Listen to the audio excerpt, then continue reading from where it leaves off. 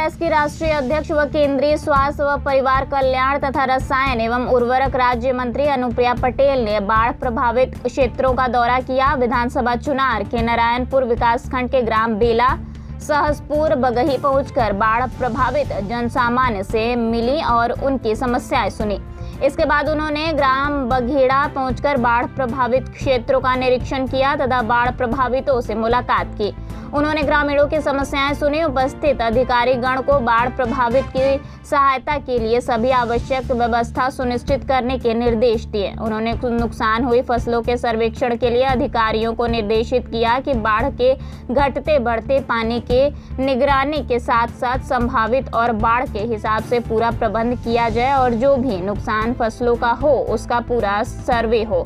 साथ ही बाढ़ के बाद तमाम समस्याएं व बीमारियां आती हैं और पशुओं के चारे आदि की भी उसका भी प्रबंध किया जाए। यदि बाढ़ की स्थिति और भयावह तो बाढ़ चौकी की व्यवस्था की जाए। उन्होंने जिला कृषि अधिकारी को दूरभाष पर वार्ता कर निर्देशित किया कि नुकसान हुई फसलों का सर्वे कराते हुए जिन किसानों के फसलों का नुकसान हुआ है उन्हें नियमानुसार मुआवजा दिलाया जाए।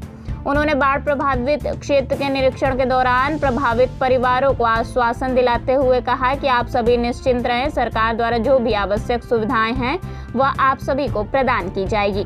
उन्होंने कहा कि कोई भी बाढ़ से पीड़ित व्यक्ति सरकार द्वारा प्रदान की जाने वाली सुविधाओं से वंचित नहीं रहेगा, यह सुनिश्चित करना मेरा दायित्व है। उन्होंने अधिकारियों को निर्देशित करते हुए कहा कि बाढ़ प्रभावित गांव में ग्रामीणों के सुविधा के दृष्टिगत पर्यावरण सुविधा के प्रबंध किए जाएं तथा बाढ़ प्रभावित ग्रामीणों के खाने पीने की भी व्यवस्था की जाए, उन्हें किसी प्रकार की कोई दिक्कत ना हो पाए। कुछ हमारे गांव हैं जिनका आज मैंने निरीक्षण किया है। बाढ़ग्रस्त जो गांव है, जल स्तर कहीं बढ़ा है, कहीं धीरे धीरे घट भी रहा है। जल स्तर को निरंतर मॉनिटर किया जा रहा है। प्रशासन के अधिकारी मेरे साथ हैं। यहाँ पर हमारी मुख्य रूप से मूंगफली है, सब्जियों की खेती है, बाजरा है, तमाम फसल का अभी नुकसान हुआ है। तो अधिकारियों को मैंने स्पष्ट रूप से निर्देश दिए हैं। एक तो बाढ़ का पानी जो घट बढ़ रहा है उसकी एक निगरानी के हिसाब से पूरे प्रबंध किए जाए।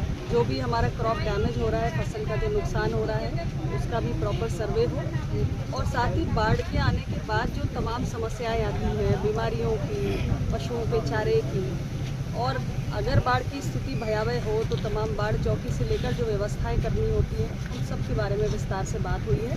फिलहाल उम्मीद ये है कि शायद अभी जो पानी है वो शायद अब घटने लगेगा। देखिए क्या होता है, उसको मॉनिटर किया। बाढ़ से कितने गाँव प्रभावित हैं?